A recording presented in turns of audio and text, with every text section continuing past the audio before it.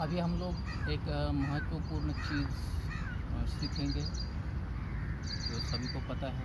प्राणायाम। प्राणायाम मतलब प्राणवायु का संचलन एक लय में। ये इसलिए ज़रूरी है क्योंकि अपना जो ऑक्सीजन लेने की कैपेसिटी है वो किसी की कम ज़्यादा हो सकती है। दिन में हम लोग काम करते हुए टेंशन में रहते हैं, कभी अच्छे मूड में रहते हैं, कभी एक्सरसाइज नहीं मिलता है, तो उसके मुताबिक अपने को ऑक्सीजन का पूरा जो सप्लाई होनी चाहिए ऑक्सीजन की बॉडी को वो कम ज़्यादा होती रहती है। और इसका सीधा संबंध अपनी सेहत से है या अपना मूड से है। जितना भी हम लोग अच्छी तरह से ऑक्सीजन ले लेंगे, बॉडी को सप्लाई करेंगे, उतना ही अपनी सेहत अच्छी रहेंगी। और उसका सीधा कनेक्शन माइंड से है। अगर अपने को माइंड फ्रेश है तो बहुत सारे काम हो सकते हैं आसानी से, नहीं तो टेंशन में रह के पता है अपने को क्या होता है। बहुत सारे लोग डिप्रेशन का शिकार होते हैं। जो डिप्रेशन के कगार पर है या डिप्रेशन ना हो जिसको लगता है, उसके लिए, उनके लिए, सभी के लिए, पूरी मानव जाति के लिए प्राणायाम एक वरदान है, ऐसा बोल सकते हैं। तो प्राणायाम से क्या क्या फ़ायदे होते हैं अपने पुराणों में लिखा है, बहुत सारे ऋषियों ने लिखा है, बाबा रामदेव ने बहुत सारा प्रचार किया, बहुत सारे योग गुरु भी है। लेकिन प्राणायाम के भी बहुत सारे प्रकार है, बहुत सारे प्रकार है। जितने गुरु है उतने प्रकार है। लेकिन हम लोग यहाँ पे जो चार जितने भी इम्पोर्टेंट है, सबसे ज़्यादा इम्पोर्टेंट है, उतने करेंगे तो भी अच्छा है। तो 4 प्राणायाम होंगे। पहले भस्त्रिका से स्टार्ट करेंगे, दूसरा होगा कपालभाति, तीसरा होगा अनुलोम विलोम और चौथा भ्रामरी। उसमें उनकी अवधि है तो कम से लेके ज़्यादा तक सभी की होनी चाहिए।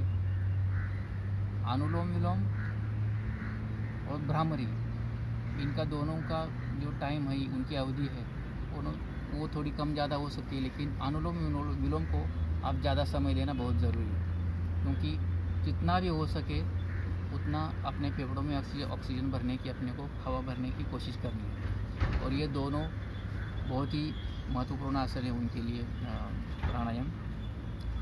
तो पहले हम लोग शुरू करते हैं भस्त्रिका से। भस्त्रिका में अपने को सांस गहरी लेनी है और फोर्सफुली ज़ोर से बाहर छोड़नी है। तो पहले कूल होना चाहिए सुखासन में बैठ के। पद्मासन में भी बैठ सकते हैं, लेकिन ये नॉर्मल पोजीशन है। सुखासन हम लोग सुखासन में ज़्यादातर बैठते नहीं हैं, तो इसकी कोशिश करें कि हम लोग सुखासन में बैठें। तो शुरू करते हैं भस्त्रिका। तो पूरा सांस भरना है और फोर्सफुली बाहर छोड़ना है।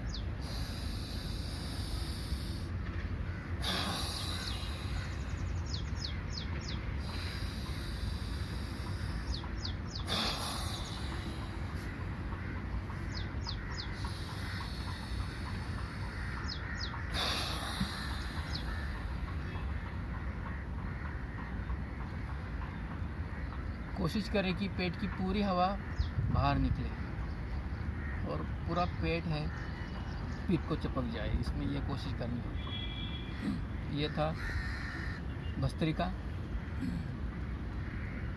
अगला प्राणायाम करते हैं कपालभाति। ये बहुत ही आसान है। एक नासिका से दूसरी नासिका से छोड़नी है सांस और दूसरी से लेके पहली से छोड़नी है। गहरी सांस लेनी है। तो शुरू करते हैं कपालभाति।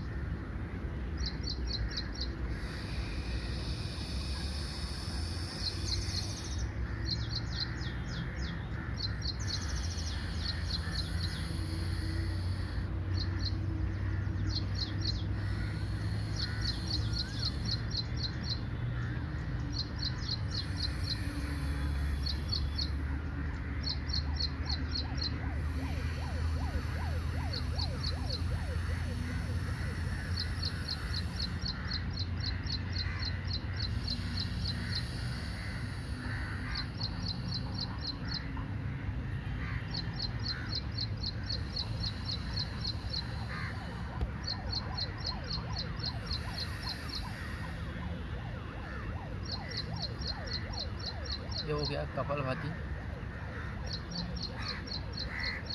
अभी हम लोग शुरू करेंगे अनुलोम विलोम। इसमें अनुलोम विलोम कपालभाति की अगली स्टेज है बोल सकते हैं। उसमें जितना सांस लेते हैं उसके बाद अंदर की तरफ उसको होल्ड करना है। उसी तरह से जब बाहर छोड़ते हैं वहाँ पे भी होल्ड करना है। जितना हम लोग अंदर की तरफ होल्ड किया है उतना भी बाहर छोड़ने के बाद भी होल्ड करना है। तो ये इसकी रिक्वायरमेंट है। तो हम लोग शुरू करते हैं अनुलोम विलोम। सांस गहरी सांस लेके उसको होल्ड करना है और मन ही मन में काउंट करने हैं। तो 10 काउंट करके हम लोग जैसे अपने को प्रैक्टिस होता है वैसे काउंट बढ़ाने हैं। तो हम लोग शुरू करके प्रैक्टिस के तौर पे हम लोग 10 काउंट लेते हैं।